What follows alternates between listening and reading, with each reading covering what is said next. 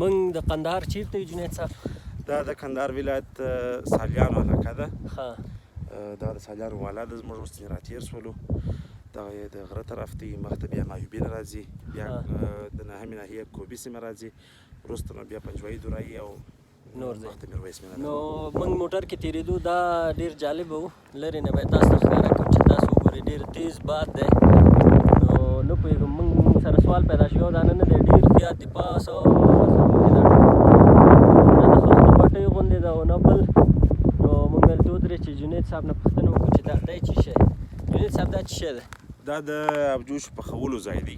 او جوش یې او دلته یو قسم انګور دی، هغه دانه کېږي، هر یو جلا جلا کېږي او بیا ټوله دلته یو ځای سره راټولېږي دغه میدانو کې. نو په سطل کې اچول کېږي، یو قسم سطلونه دي چې هغه د اوسپنې جالیداره سطلونه دي. او دغه ځای کې اور ډېر تیز اور بلي او په دې کې یو قسم دوا او دا شان جوشېږي که نه، د اوبو په شکل باندې. بیا دغه انګور چې په دې جال کې اچول سوي، دا تقریبا د یو څو ثانیو دپاره په دې جوش کړو اوبو کې وکښته کېږي چې دلته جوش کړل شوله، بیا په لاس ورکول کېږي په دغه میدانو کې دی. دا میدانونه چې دی دلته بیا کسان ناست دي او غوښت ورکول کېږي، هغه بیا منظم اواري تر څو وچ شي.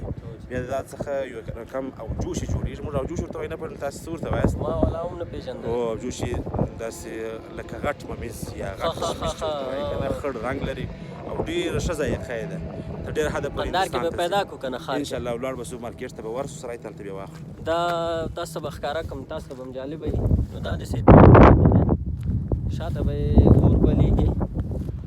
نو دا اول ځل دی چې موږ دا ولیده.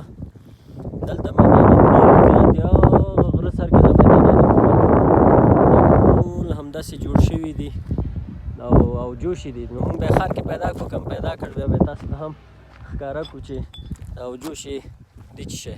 او ما خو دلته د قندهارۍ خپل لونګۍ وهلې ده، دا د جنید صاحب ده، دا جنید صاحب لونګۍ ده. نو دلته دې سټایل کې وګرځو.